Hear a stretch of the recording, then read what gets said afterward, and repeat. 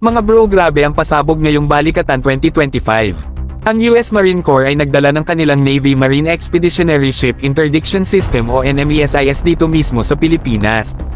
Hindi lang isa kundi ilang units ang dumating, at kung paano nila ito lipat gamit ang eroplano, ibang klase ang flexibility at bilis ng deployment ng system na to mga bro. Ang galing isipin mga bro, dahil pasok na pasok ang NMESIS sa C-130 Hercules, ibig sabihin, kayang-kaya rin ng Armed Forces of the Philippines na ilipat ito kahit saan sa bansa, mula Batanes hanggang Tawi-Tawi kung kinakailangan. Hindi mo kailangan ng barko o giant cargo planes para i-deploy, isang C-130, isang mission, isang malaking problema para sa kalaban.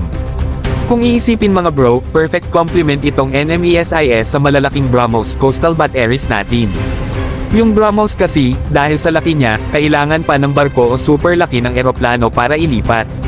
Pero etong NMESIS, easy lang, sakay agad sa Hercules. Tama rin mga bro, dahil sa mas maikling range ng naval strike missile ng NMESIS, fit na fit ito para sa depensa ng Luzon Strait, lalo na sa mga strategic points tulad ng Bashi Channel at Balintang Channel.